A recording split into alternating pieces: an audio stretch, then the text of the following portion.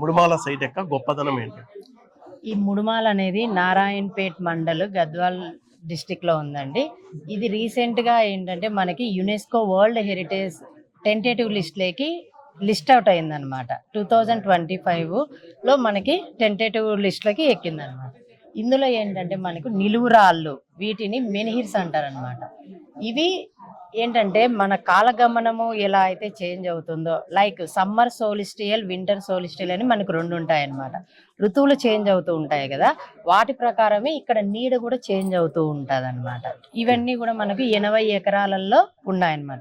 ఇది archaeology and museums department protected monument list లో ఉందన్నమాట. దీన్ని మేము ప్రొటెక్ట్ చేసి దాని చుట్టూ ఫెన్సింగ్ వేసి కాపాడుతూ ఉన్నాము. Vedakumar sir, Deccan heritage trust, ఆ సార్ వాళ్ళు మేము ఇద్దరం కొలాబరేటెడ్ అయ్యేసి దీన్ని వరల్డ్ హెరిటేజ్ సైట్ కు గుర్తింపు చేయడానికి కృషి చేస్తున్నాం అన్నమాట. జాబితాలో వచ్చే అవకాశం ఉందనుకోవచ్చా మనం ముడుమాలని? It is one of the biggest site in South Asia అనేది మన నిష్ణాతులు రీసెర్చ్ స్కాలర్ చెప్తుంటారు. Mudumala megalithic menhir site which is Makthal constituency, Krishna మండలం. కృష్ణా నదికి అంటే మన రాయచూరు కర్ణాటక బార్డర్లో నదికి దక్షిణాన ఎలివేటెడ్ ప్లేస్లో ఒక 800 మీటర్ల దూరంగా కృష్ణా నదికి దక్షిణ ప్రాంతంలో ఈ Mudumala menhirs and megalithic burial site ఉంది.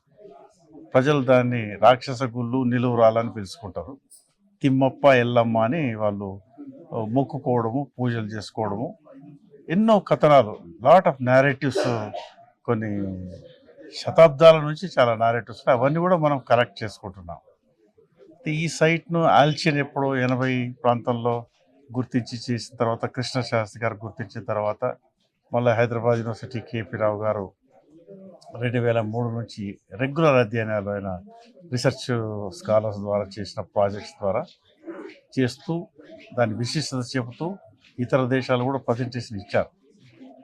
అయితే నేను ఈ యొక్క నేషనల్ లెవెల్లో హెరిటేజ్ పైన పనిచేయడం కానీ, అంటే ఇంటాకే కానీ ఐకామాస్తో గత 3 దశాబ్దాల పైగా నేను పనిచేసిన క్రమంలో దేశ స్థాయిలో ఈ వరల్డ్ హెరిటేజ్ సైట్స్ మీద, వీటి మీద కొద్దిగా అధ్యయనం చేస్తూ దేశంలో ఉన్న, ముఖ్యంగా మన ఆంధ్రప్రదేశ్లో ఉన్న సైట్లకి ఎందుకు ఈ వరల్డ్ హెరిటేజ్ సైట్ స్టేటస్ మనం యునెస్కో సైట్ ఇవ్వద్దనే ప్రయత్నంలో ఉండి కొన్ని ప్రయత్నాలు చేస్తున్నాం. రామప్పనే కానీ, గోల్కొండనే కానీ, కుతుబ్ షాహీ టూబ్సే కానీ, అక్కడ మన గండికోట గురించే కానీ, లేపాక్షే కానీ, ఎర్రమట్టి దీపాల గురించే కానీ, ఇవన్నీ కూడా మన ప్రయత్నాలు కొనసాగుతూనే ఉన్నాయి. తెలంగాణలో కూడా ఇంకా చాలా సైట్ల గురించి కూడా ప్రతి ప్రభుత్వానికి కూడా రిప్రజెంట్ చేస్తూ వచ్చాం. ఇప్పుడు ఈ ముడుమాల యొక్క గొప్పదనం ఏంటి సార్? డిఫరెంట్ ఈ ముడుమాల ఏమైందంటే మనకు గ్రాడ్యువల్గా 80 ఎకరాల పెద్ద సైట్ ఏదైతే ఉందో ఆ సైట్ గ్రాడ్యువల్గా కుచించుకుపోతుంది.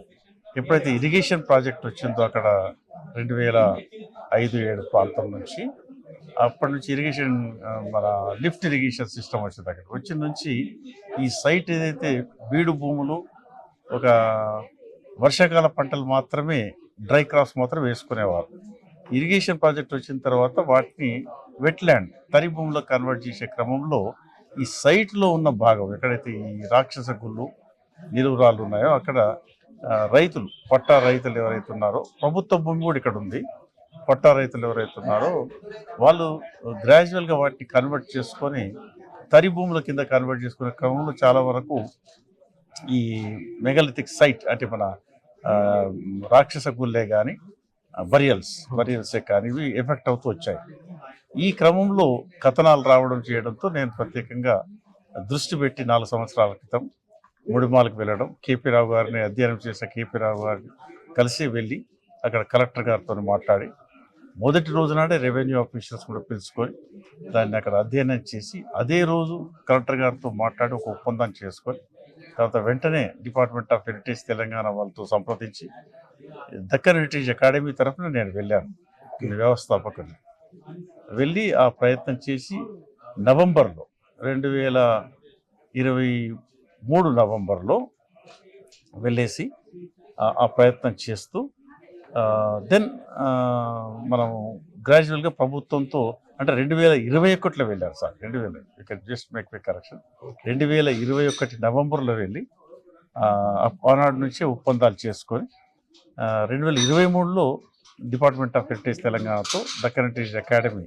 మెమోరాండం ఆఫ్ అండర్స్టాండింగ్ ఎంటర్ అయ్యి తర్వాత దాన్ని అధ్యయనం అంటే ప్రొటెక్షన్, రెస్టరేషన్, కన్జర్వేషన్ వీటి గురించి పనిచేస్తూ రీసెర్చ్ డాక్యుమెంటేషన్ చేస్తూ వాటిని ప్రపంచ స్థాయికి తీసుకెళ్లే ప్రయత్నంలో డిపార్ట్మెంట్ ద్వారా రాష్ట్ర ప్రభుత్వం ద్వారా ఏఎస్ఐకి తీసుకెళ్ళి అక్కడ వరల్డ్ హెరిటేజ్ సెక్షన్ ద్వారా దేశం నుంచి మినిస్ట్రీ ఆఫ్ కల్చర్ నుంచి మనం ప్యారిస్కి వరల్డ్ హెరిటేజ్ సెక్షన్ సెంటర్కి తీసుకెళ్ళగలిగాం.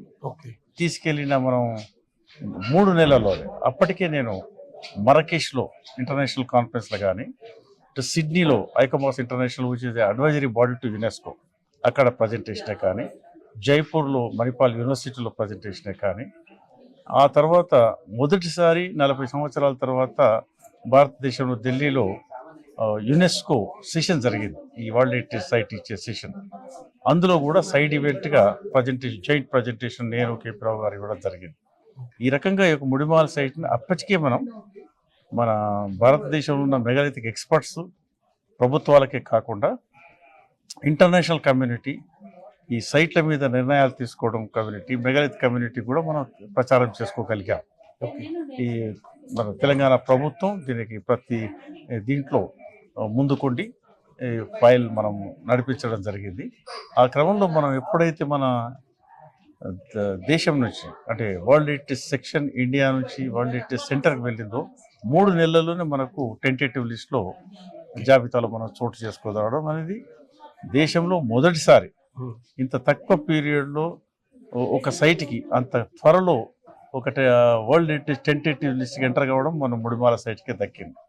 ఎందుకంటే దీని యొక్క విశిష్టత ఇక్కడ మెనిహిర్ సైట్స్, అలైన్మెంట్స్, అవెన్యూస్, ఏవైతే సమ్మర్ సాల్స్టిస్, వింటర్ సాల్స్టిస్ ఉంటాయి, రీసెర్చ్ హెడ్స్ ద్వారా అయితే మనం కనుక్కొని నిరంతరం మేము జూన్లో, ఇప్పుడు వింటర్లో డిసెంబర్ 21కి ఈ వింటర్ సాల్స్టిస్, సమ్మర్ సాల్స్టిస్, ఈక్వనాట్స్ అక్టోబర్లో, మళ్ళీ మార్చిలో వాటిని స్టడీ చేయడం, రెగ్యులర్గా వీటిని పొందుపరుచుకొని వీటిని మనం కోరలేట్ చేసుకొని నిష్ఠాతుల ద్వారా దాన్ని అథెంటిఫికేషన్ అంటే మానవ నాగరికతకు సంబంధించి ఏ అంశాలు తెలిసాయి సార్, ఏం తెలుసుకోవడానికి అవకాశం దొరికింది?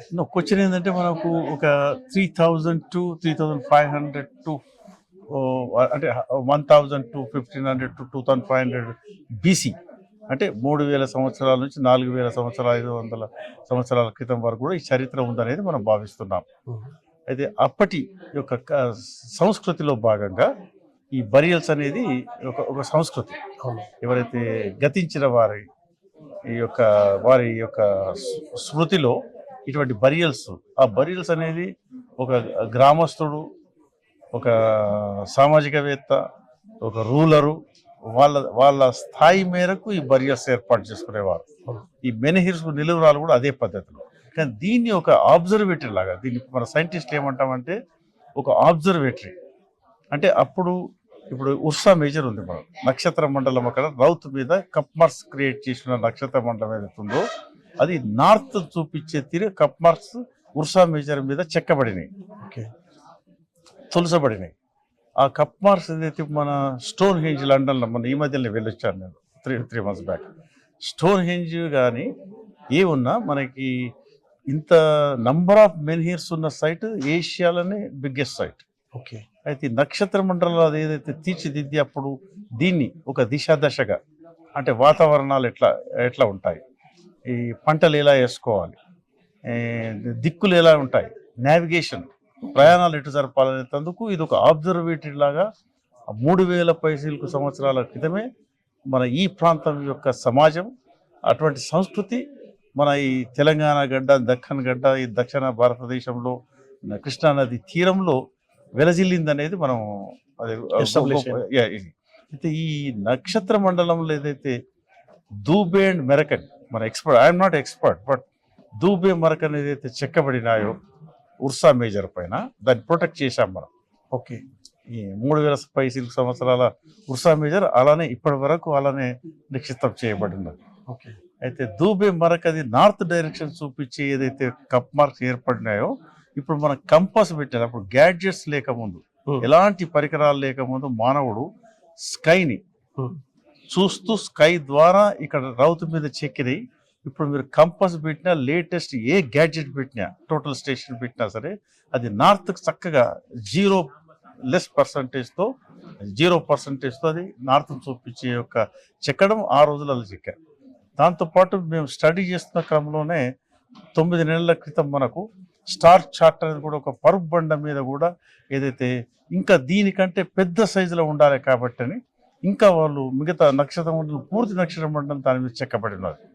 అయితే ఇది ముఖ్యంగా మనం ఏం క్లెయిమ్ చేస్తున్నామంటే ఈ యొక్క నార్త్ డైరెక్షన్ చూపించే దూబెంబరకి యొక్క చెక్కబడిన ఇది ప్రపంచంలోనే ఇప్పటి వరకు ఏ మెగాలిథిక్ సైట్లో కూడా ఇంక్లూడింగ్ స్టోన్ హేంజ్లో కూడా అటువంటిది లేదు. ఓకే, అది ఓన్లీ ముడుమాల్ మెగాలిథిక్ మెనిహిర్ సైట్ తెలంగాణలో ఉన్న కృష్ణా నది ఒడిలో ఉన్న కృష్ణా మండలం పక్కకు ఉన్న సైట్లోనే అటువంటిది ఉన్నది. ఇది అక్కడి సంస్కృతి, అక్కడి కథనాలను అన్నిటి కూడా మనం రెగ్యులర్ స్టడీ చేస్తూ టోటల్గా సైంటిఫిక్గా ఫోటోగ్రామెట్రిక్ సర్వే, అంటే నాట్ డ్రోన్ సర్వే కాదు, ఫోటోగ్రామెట్రిక్ సర్వే చేసి ఇప్పటి వరకు 1400 పైచిలకు ఈ రాళ్ళ సర్క్యులర్ బౌల్డర్స్ని మార్కింగ్ చేసి వాటికి నంబరింగ్ ఇచ్చి, అంటే ప్రతిదానికి మనకు ఆధార్ కార్డు ఎట్లుందో ప్రతి రౌతుకు ఆధార్ కార్డు ఇవ్వడం, ఇలాగ అటువంటి నంబరింగ్ ఇవ్వడం, మ్యాపింగ్ చేయడం. ఇంకా బ్యాక్ మనం ప్రతి డికేడల్గా వెనుకకు గూగుల్లే కానీ సర్వే ఆఫ్ ఇండియా కానీ మ్యాప్లలో వెనుకకు వెళ్ళి అంతకుముందు కూడా ఈ సైట్ ఎలా ఉండి, ఇప్పుడు 20 ఎకరాల ప్రభుత్వ భూమి ప్లస్ కొంత ప్రైవేట్ది సేకరించారు ప్రభుత్వం డిపార్ట్మెంట్. ఆ భూమితో పాటు కొంత 1/4 సైట్కి ప్రొటెక్షన్ ఫెన్సింగ్ ఏర్పాటు చేసుకున్నారు. మిగతా ఫెన్సింగ్కి ప్రభుత్వం ప్రయత్నం చేస్తుంది. ఈ విషయంలో తెలంగాణ ప్రభుత్వం దక్కన్ అకాడమీ అయితే ముందుకు తీసుకెళ్తున్నారో ప్రతిది కూడా ఒక సైంటిఫిక్గా, అంటే మనకు టెంటేటివ్ వచ్చిన తర్వాత ఫైనల్ ఇన్స్క్రిప్షన్ రావడానికి ఎలాంటి ఆంక్షలు యునెస్కో పెడుతుందో, పెట్టిన తర్వాత ప్రొసీజర్ మనం ఫాలో కావాలనో 4 సంవత్సరాల క్రితమే మనం అదే ప్రొసీజర్తో పనిచేయడం అనేది ఏకైక సైట్ ఇన్ కంట్రీలో. అయితే మనం మొయిడాస్కు మనకు ఢిల్లీలో జరిగిన సెషన్లో మొయిడాస్కి ఇచ్చారు. ఆ సైట్ అది కొంత సైట్ అది రాయల్ బరియల్స్, అది కొంత సైట్ అక్కడ అస్సాం ఆర్కియాలజీ డిపార్ట్మెంట్ కింద ఉన్నాయి. Part of site archaeological survey central government. 2 ప్రభుత్వాలు కోట్లాది కోట్ల రూపాయలు ఖర్చు పెట్టి టెంటేటివ్ వచ్చిన తర్వాత ప్రైమ్ మినిస్టర్ గారు దృష్టి పెట్టి దీనికి ఖచ్చితంగా ఫైనల్ ఇన్స్క్రిప్ట్ తేవాలనే దృష్టి పెట్టిన తర్వాత వారు ప్రభుత్వం నడుపుతున్న 10 సంవత్సరాలకు ఫైనల్ ఇన్స్క్రిప్షన్ వచ్చింది. ఇది మొయిడాస్కి. మన ఢిల్లీలో జరిగిన అప్పుడు మన ఇండియాలో మన మొయిడాస్కి ఇచ్చారు, అస్సాంలో ఉన్న సైట్కి.